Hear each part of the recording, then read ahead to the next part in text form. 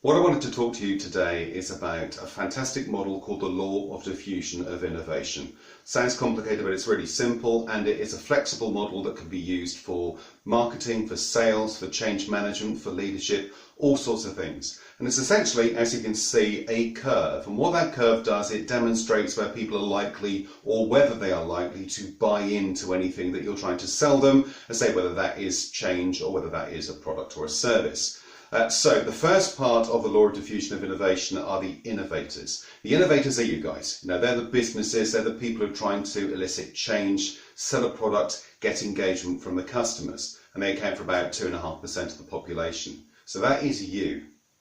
The next one along the curve are the early adopters. Now, early adopters are the people you don't really need to sell to. They get you immediately. They are your loyal customers. They are the people who want what you have. They're the people who queued at midnight to pick up the last Harry Potter book dressed up as Dumbledore. They are the people who will buy a product because of the brand that it's related to, rather than the functionality of the product itself, such as people who buy Apple products as opposed to those who will buy a Samsung product.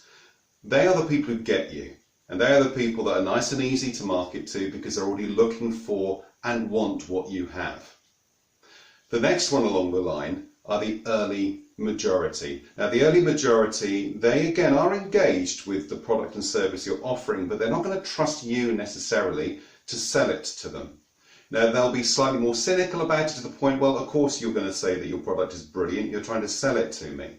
So what they're looking for is some validation before they buy. They're looking for reviews, for word of mouth, for their friends to be talking about it, for case studies. They want some evidence that you are the best person to go to before they buy. They want what you have, but they're not necessarily going to buy it on your word alone. And that's where the early adopters come in. The early adopters will start talking to the early majority, or providing you with evidence that will convince the early majority. And you can see there's quite a large percentage of people that you're going to be talking to. So these are the guys that you really want to be focusing your attention on when it comes to your marketing, because they're the ones that are most likely to buy. The early adopters because they get what you do and they want it anyway. The early majority because you can get the early adopters to convince them to come in and enjoy the product. The next one along are the early or the late majority. The late majority are the people who are probably looking for a sale. They're probably looking for a discount. They're not looking for the product actively, but if it's in, if they need it, if it's cheap, if it's whatever. So again, if you're going in for, you'll offer a sale or a discount, the late majority might be worth engaging with.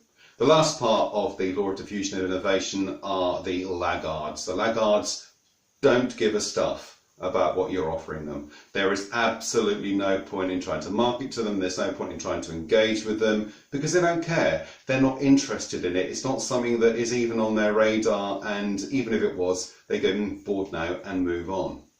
So when it comes to what you're trying to achieve with your business and your marketing, try to find those early adopters. Try to find those people who get what you do. Get those people on board. Get those people involved. Social media is perfect for engaging with the early adopters. And then what you can do is get them to start convincing the early majority to come into the party. And that way you can build a loyal customer base that is talking positively about you. And that way, hopefully, that wheel that's turning in the social media or the content marketing you're doing will speed up until the point where it starts drawing more and more people in. And you kind of tip the balance between having enough customers to having plenty of them. So the law of diffusion of innovation is a fantastic model and worth looking into further for your business. I put a link to a TED talk from Simon Sinek, who's a favourite of mine, which does include the law of diffusion of innovation in terms of Apple and in terms of Martin Luther King's fantastic speech back in the 1960s in the civil rights movement. It's very well worth a watch if you're a small business. It basically is 20 minutes on why people buy stuff. So that's a quick run through the law of diffusion of innovation. If you're interested in learning more, watch that TED talk that I've linked into this as well. Thanks for watching and enjoy the rest of your day.